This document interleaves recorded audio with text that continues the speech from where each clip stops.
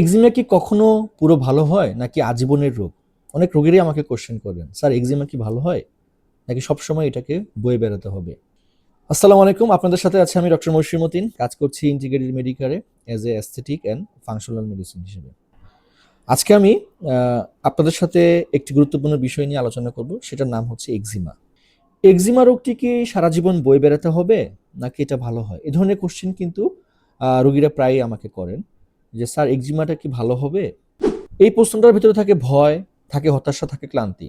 আজ আমি খুব সোজা ভাষায় আপনাদেরকে বলবো এক্সিমার আসল কারণটা কি, এর সত্যিটা কি। তার আগে জেনে নেই এক্সিমা আসলে কি। এক্সিমা শুধু একটা চামড়ার রোগ নয়, এটা আসলে স্কিনের ক্রনিক ইনফ্লামেটরি কন্ডিশন। মানে কি? মানে স্কিন খুব সহজেই রিয়েক্ট করে সামান্য অ্যালার্জি, স্ট্রেস, আবহাওয়া, খাবার এই সব কিছুর উপরেই স্কিনের একটা প্রভাব পড়ে। তাই এক্সিমা বারবার ফ্লায়ার করে। কেন অনেকের এক্সিমা সারে না, কেন অনেকের সারে? অনেক রোগী বলেন ডাক্তার ক্রিম লাগালে ভালো হয়, কিন্তু আবার ছড়িয়ে পড়ে, আবার চলে আসে এই ডিজিজটা স্কিনের মধ্যে। এর কারণ সাধারণত তিনটা।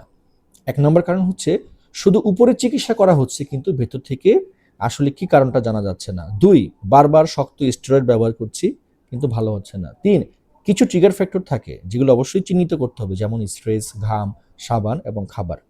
স্টেরয়েডের সত্য কথা কি আসলে? স্টেরয়েড কেন আমরা ব্যবহার করি? পরিষ্কার করে বললে স্টেরয়েড কিন্তু খারাপ না, কিন্তু ভুলভাবে যদি আপনি ব্যবহার করেন তাহলে কিন্তু অবশ্যই অনেক ক্ষতি হবে।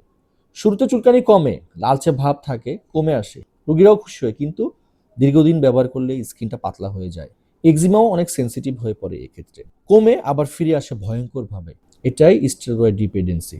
স্টেরয়েড বন্ধ করলে আবার দেখা যায় ওষুধটা চলে আসে। তাহলে কি এক্সিমা পুরোপুরি ভালো হবে না? এখন সবচেয়ে গুরুত্বপূর্ণ প্রশ্নটাতে আসে, এক্সিমা কখনো কখনো পুরোপুরি ভালো হয়, কখনো কখনো ফ্লেয়ার করে। এক্সিমাটাকে সঠিকভাবে ম্যানেজ করতে হবে, তাহলে সিমটম ফ্রি থাকতে পারবেন অনেক দিন। অনেক রোগীরা স্বাভাবিক জীবনযাপন করেন, কিন্তু এই জন্য দরকার হয় ধৈর্য, সঠিক চিকিৎসা এবং লাইফস্টাইল ম্যানেজমেন্ট। এখন আপনি চিন্তা করতে পারেন যে কি করলে আমরা এটা থেকে ভালো থাকবো। আপনার যদি এক্সিমা থাকে তাহলে আপনি নিজে নিজে কোনো ক্রিম ব্যবহার করবেন না এবং চেঞ্জও করবেন না। অবশ্যই ভালো ডাক্তারের পরামর্শ নেবেন। অন্য কারো পরামর্শ অনুযায়ী স্টেরয়েড ব্যবহার করবেন না। স্কিনের পাশাপাশি শরীরের অবস্থাকেও আপনার দেখতে হবে। স্ট্রেস, ঘুম, খাবার এসব কিন্তু গুরুত্বপূর্ণ। এগুলোকেও আপনার খেয়াল রাখতে হবে, সমান গুরুত্ব দিতে হবে। চিকিৎসা মানে বুঝতে হবে যে কি করলে আপনার এক্সিমাটা ভালো হবে। এক্সিমা কোনো অভিশাপ নয়।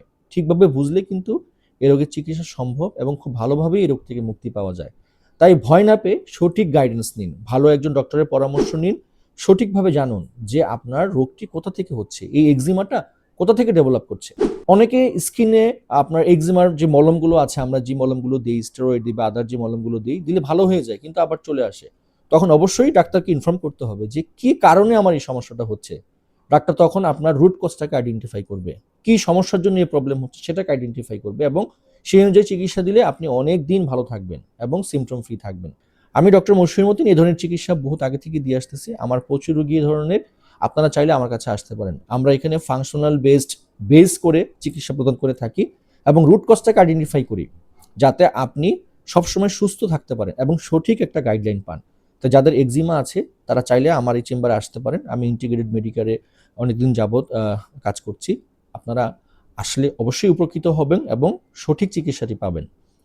তাই ভালো থাকুন, সুস্থ থাকুন। আশা করি আপনারা এই ভিডিও দেখে অনেক উপকৃত হবেন। যদি কারো কোনো কোশ্চেন থাকে কমেন্টস করতে পারেন। ধন্যবাদ সবাইকে। আসসালামু আলাইকুম।